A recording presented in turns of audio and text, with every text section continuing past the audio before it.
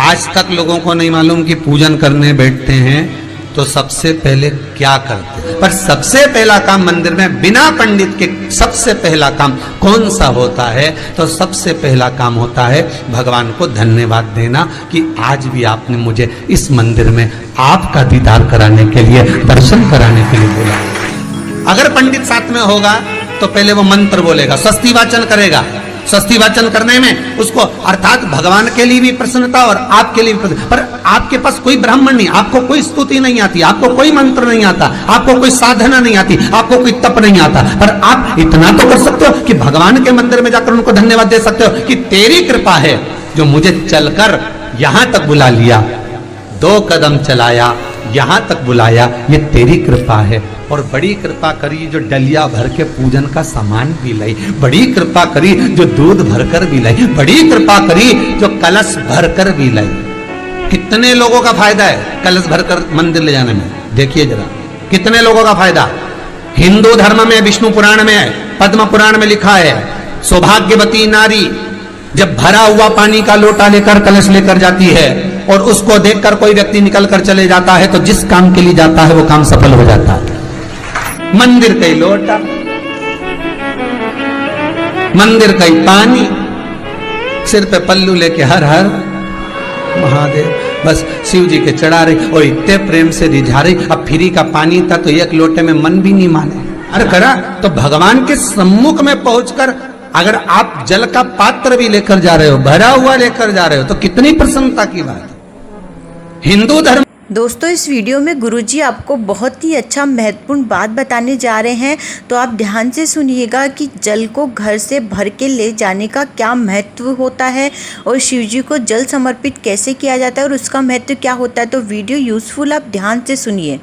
की रीति है, जिस पात्र को हम जल चढ़ाने लेकर जाते हैं उस पात्र में भगवान के चरणों का जल लाते हैं, खाली पात्र नहीं लाते। क्या लाते हैं? भगवान के चरणों का जल। उस चरणोदक को लेकर आए, घर में रखा, सबने अपने नैनों में लगाया, हृदय में लगाया, चित्तवृत्ति में लगाया। खाली पात्र हम लेकर वापस नहीं आ रहे हैं।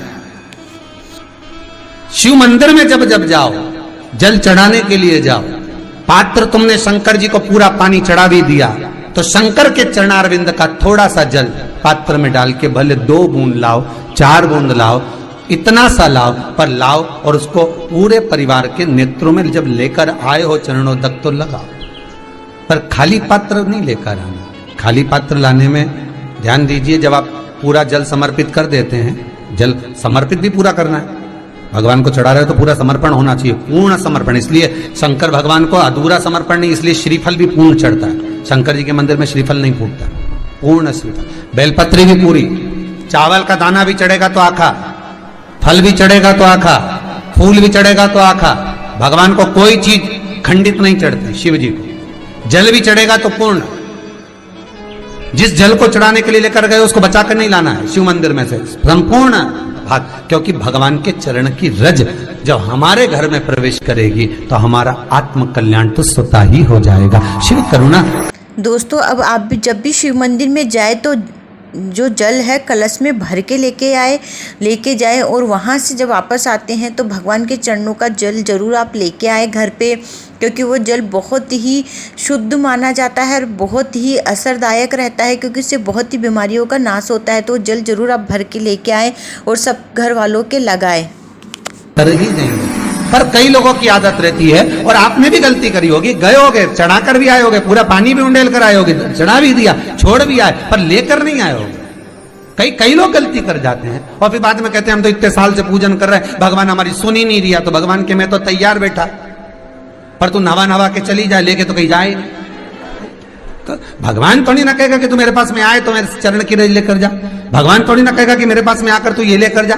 भगवान तो कहेगा मेरे पास में आया है, मांगना कुछ मत, बस मुझे जो स्नान कराया है मेरा चरणोदक लेकर जा, छीट दे पूरे घर में, संपदा भरना मेरा काम है। जहां मेरी चरण की रज पहुंच गई वहां संपदा स्वतः पहुंचती है, मैं वहां पहुंच जाता हूं। तो चरणों तक ले जा। पर लोग ले जाते हैं, पूजन करते, कलश भी उंडेलते, जल भी चढ़ाते, पर आते समय खाली लेकर आ जाते। भगवान को इतना बुरा लगता, मेरे दरवाजे से खाली जाए मुझे कितना बुरा लगेगा। जो आए वो भर कर जाए, भले 2 बूंद लेकर आओ, पर उसमें चरणों तक थोड़ा सा लेकर अवश्य आए।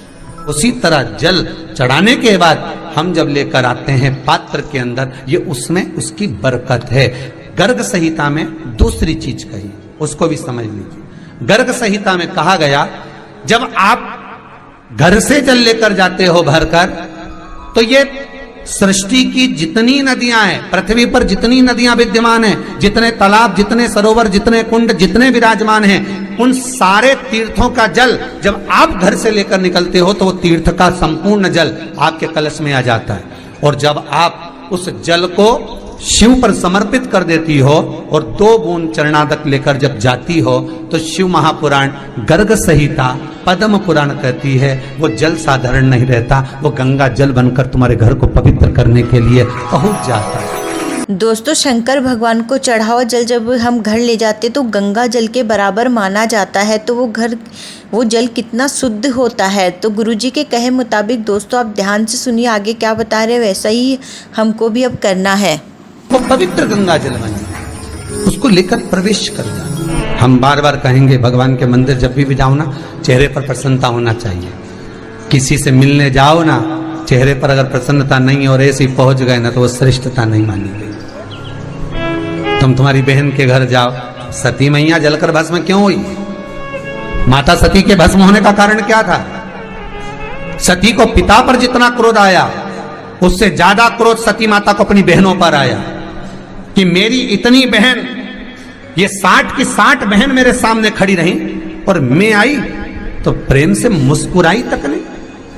आप किसी के यहाँ जाओ और कोई के यहाँ पहुंचे और जाते से ही आप उस पहुंचे और कहा जी जी राधे राधे, जय श्री कृष्णा, हर हर महादेव, श्री शिवाय नमस्तुभ्यम, ओम नमः शिवाय, आपने बोला और उसके चेहरे पर प्रसन्नता नहीं आया, तो ऐसे घर में जाने से कोई फायदा है क्या? और आप किसी के यहाँ जा रहे हो तो आपके चेहरे पर भी प्रसन्नता होना चाहिए, सामने वाले को तो हो, आपके भी चेहरे पर भी। मंदिर में जब जब जाएं, गुरु के दरवाजे पर जब जब जाएं, परमात्मा के चरणारविंद में जब जब जाएं, माता पिता के चरणों में जब जाएं, घर के बुजुर्गों के पास जब जाएं, तो तुम्हारे चेहरे पर प्रसन्नता होना चाहिए। भगवान को भी लगे दुख भले है इसको, पर चेहरे पर प्रसन्नता है, इसको अब दुख नहीं देना, क्योंकि इतना मुस्कुराकर ये मेरे मंदिर में आती है। हर हर महादेव। दोस्तों, गुरुजी के द्वारा आज पूजा की जो उत्तम विधि बताई गई है, शिव मंदिर में जाके उसे आप ज़रूर फॉलो करिएगा, उससे आपकी हर मनोकामना पूर्ण होगी। क्योंकि ईश्वर की पूजा में भी कई तरीके ऐसे होते हैं जो हमें मालूम ही नहीं होते हैं और जिनको हम अपना भी नहीं पाते हैं। इन विधियों को अपना लेने से वो पूजा सटीक तरीके से मानी जाती है और उसी सटीक तरीके से पूजा करने से उत्तम फल हमें ज़रूर ही प्राप्त होता है। तो हम गुरु जी का बहुत बहुत धन्यवाद देते हैं कि उन्होंने ये उत्तम तरीका हमें सुझाया ईश्वर भक्ति का, शिव मंदिर में जाके पूजा करने का। तो हम ज़रूर उसका अनुसरण करेंगे। और वीडियो यदि पसंद आया है तो दोस्तों चैनल को सब्सक्राइब करके वीडियो को ज़्यादा से ज़्यादा फैमिली और फ्रेंड्स में शेयर करना न भूले, ताकि वह भी पूजा की उत्तम विधि को जान सके और इस सब प्रकार से अपनी पूजा विधि कर सके। तो दोस्तों फिर से बोलिए जोर से, हर हर महादेव। तो दोस्तों आपने सुना, जल अगर हम शंकर भगवान को समर्पित करते हैं तो उसके कितने नियम हैं। अगर हम इन नियम का पालन नहीं करेंगे तो हमको पूर्ण फल नहीं मिलेगा। तो आगे से आप ध्यान रखिएगा, चैनल को सब्सक्राइब करना, वीडियो को शेयर करना न भूलें। मिलते हैं अगले वीडियो में। हर हर महादेव।